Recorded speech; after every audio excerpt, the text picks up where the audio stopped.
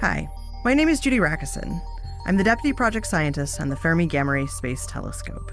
I'm here today to watch a video with you of 14 years of observations collected by the Fermi Large Area Telescope, or the LAT.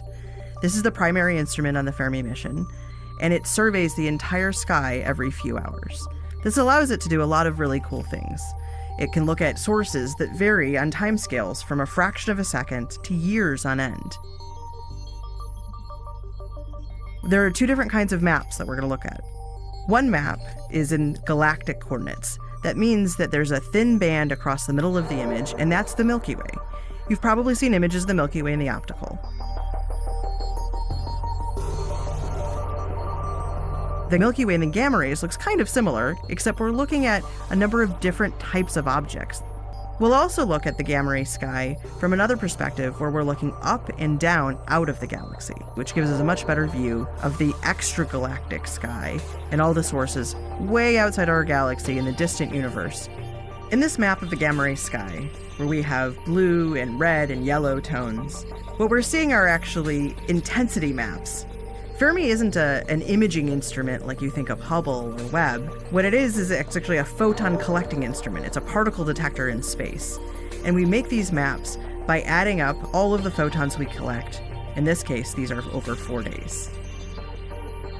The color scheme, blue, red, yellow, this is just a way for us to visualize it, because our eyes don't see gamma rays.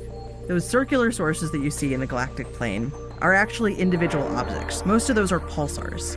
These are rapidly spinning, dense stellar remnants called neutron stars that are actually varying, pulsing on timescales from hundreds of times per second to several seconds.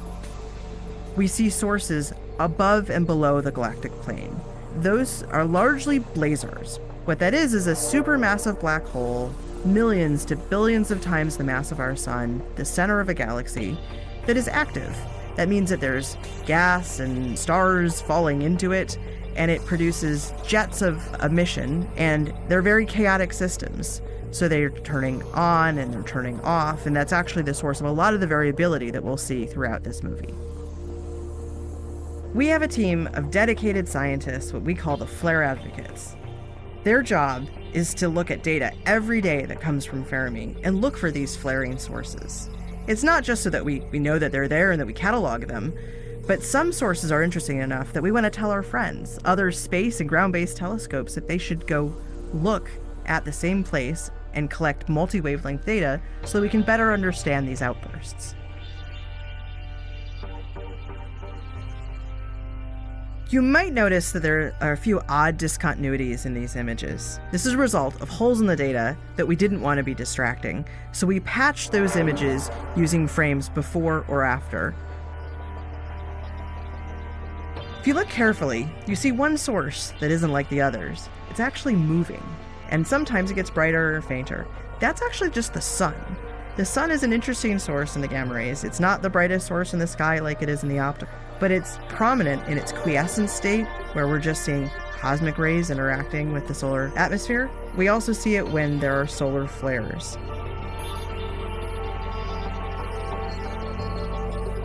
That bright flash right there was a spectacular solar flare.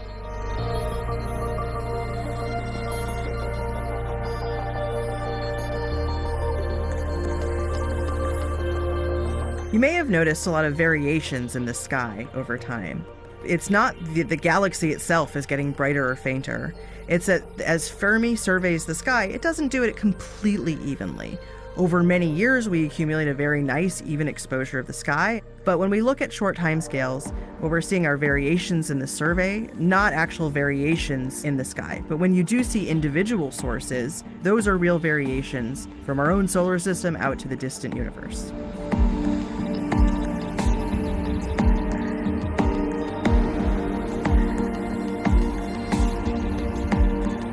The sky exposure pattern seems to change a bit starting about 2018.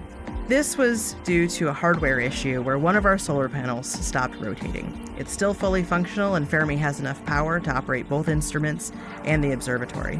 What it means, though, is that the way we observe the sky and the timescales in which we survey have changed a bit.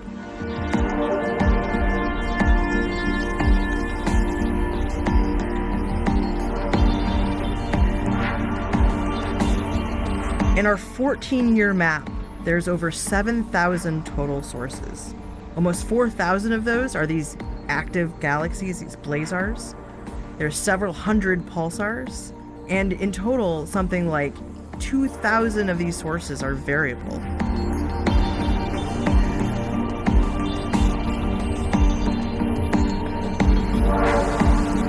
This video showing the first 14 years of Fermi observations is just the beginning. Fermi continues to observe the dynamic sky every day, and we hope it'll continue to do so for many years into the future.